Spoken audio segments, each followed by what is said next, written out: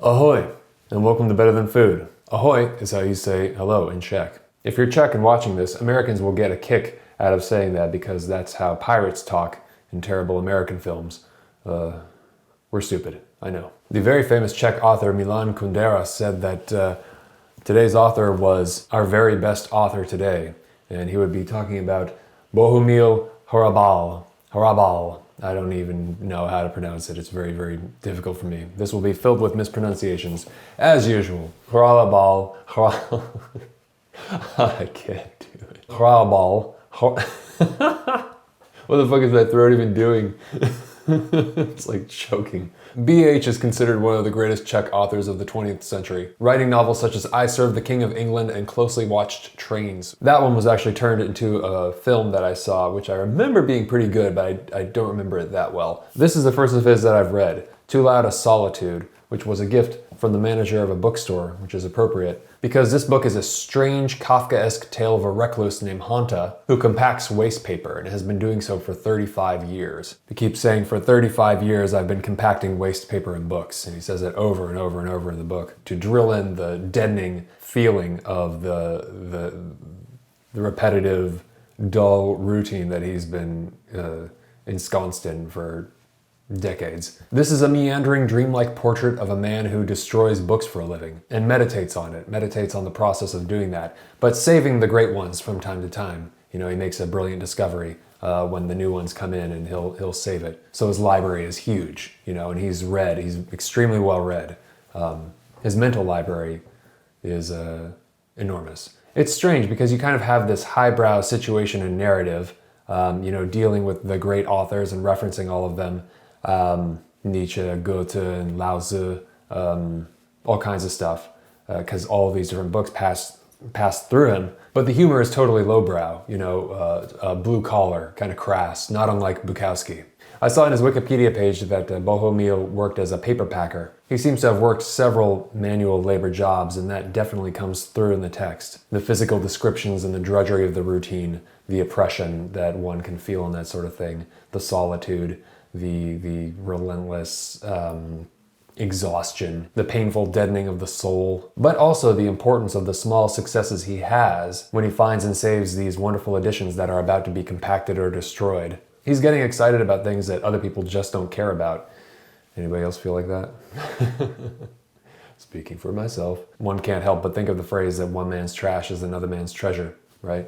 Literally in this case. And it's hard for me not to get at least a little depressed thinking about how many people would just not give a fuck about a beautiful edition of Nietzsche's Beyond Good and Evil or something by Dostoevsky. You know, it's like most people would just look at that and be like, oh, look, an old book. Whereas, you know, I or maybe you or folks watching the show would be like, oh my God, this is like fucking like the moments in life worth living for, right? The Nazis burned books. Hanta is saving them. And from what I've gathered, the idea behind this book is the ability of ideas to outlast their form, in this case books. The concept of ideas being indestructible, I think, is one of the important things in this book. But Hanta, you know, in his job, you know, he gets this waste paper, comes in to his lair, if you want to call it that, and then he puts it in his compactor. It's just him working all the time in these piles of waste paper. He's also compacting families of mice. Whole families of mice which live in the waste paper. It's unavoidable. They breed in the paper beyond control. It sounds like he doesn't want to, and he may feel guilty over it, but he has to if he wants to keep his job, it seems. This is ambiguous. You know, what do the deaths of these mice actually mean to the waste compactor? Certainly when we see what happens in the end of the book, they mean something. There's a comparison Hrabal is drawing between the Nazis murdering families and Hanta murdering families of mice. It's not crystal clear to me exactly what he's saying, though. It's just sort of left there, and the questions are raised. It seems like it's there to illustrate that visceral comparison. One day he meets a very defiant mouse. I think it bites him or something, and they have like this stare off, and I think Hanta gets very scared or very disturbed by this.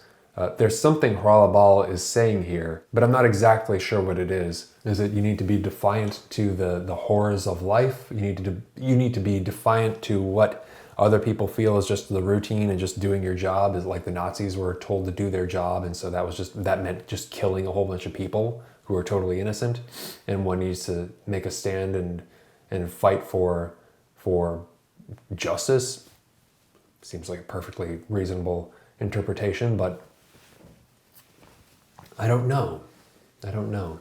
Maybe he's just saying it like it is and it's much more complicated than what's written.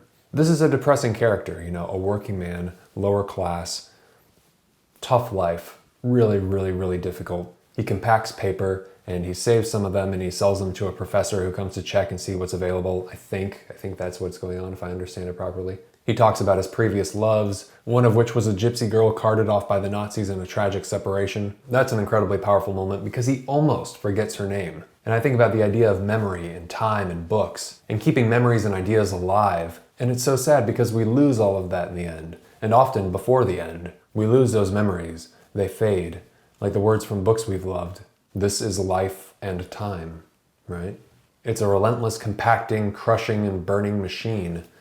Beautiful and mercilessly horrifying. But something seems to be indestructible, or that seems to be what he's getting at. Something about ideas or spirit or something. I don't know. But I'm going to read you the first couple of pages, which are terrific. All right. For 35 years now, I've been in waste paper, and it's my love story. For 35 years, I've been compacting waste paper and books, smearing myself with letters until I've come to look like my encyclopedias, and a good 3 tons of them I've compacted over the years. I am a jug filled with water, both magic and plain. I have only to lean over and a stream of beautiful thoughts flows out of me. My education has been so unwitting I can't quite tell which of my thoughts come from me and which from my books, but that's how I've stayed attuned to myself and the world around me for the past 35 years. Because when I read, I don't really read. I pop a beautiful sentence into my mouth and suck it like a fruit drop, or I sip it like a liqueur until the thought dissolves in me like alcohol, infusing brain and heart and coursing on through the veins to the root of each blood vessel. In an average month, I compact 2 tons of books, but to muster the strength for my godly labors, I've drunk so much beer over the past 35 years that it could fill an Olympic pool. An entire fish hatchery. Damn. Such wisdom as I have has come to me unwittingly, and I look on my brain as a mass of hydraulically compacted thoughts, a bale of ideas, and my head as a smooth, shiny Aladdin's lamp. How much more beautiful it must have been in the days when the only place a thought could make its mark was the human brain, and anybody wanting to squelch ideas had to compact human heads. But even that wouldn't have helped, because real thoughts come from outside and travel with us like the noodle soup we take to work. In other words, inquisitors burn books in vain. It's dark and it's depressing and it's kind of grim, but it just kind of sounds like, you know, a story from a guy who laughs easily in a bar, but who has seen really, really awful shit. You know, that's kind of what it feels like. It feels like talking to an old man who has got a great sense of humor and is pretty funny, but has just seen too much. So, spoiler alert. He kills himself in the end. I know, the 3rd book in a row, we're going to talk about that. It was unintentional. I know, it's hard to believe, but seriously. Anyways, he kills himself in the end. After he loses his job, I think, to some new, young, squeaky compactors. There's these new, younger people who come in and they have no respect for the books that they're destroying. You know, there's no reverence. So Hanta throws himself into the compactor, joining his books in the mice. There's a strange, visceral, physical humor. I'm reminded of Jan Svankmajer when I read this. Sort of like the dirty, strange stop-motion animation, the German expressionist harsh quality, rough around the edges, really, really gritty kind of. The everyday physical objects animated in kind of a perverse way. Crawling meat and eyes and genitalia. There's this, not obsession, but this courageous ability to confront that side of life. And that's what I think the book is sort of about, and I've read in some reviews of it. This, you know, life is kind of shit, and Hanta is working amidst the shit, this physical debris, this physical waste, right? But it's like that sort of life, like life is inside there. I guess that's interesting. So I'm just kind of like putting this together and spitballing as I say this, but it's like the way Jan Svankmajer gives so much life and energy to all of this kind of like detritus or like waste or kind of everyday mundane or kind of gross things is sort of like the energy found inside the waste paper that's compacted by Hanta. And maybe, I don't know, maybe there's something, it's like, it's very base.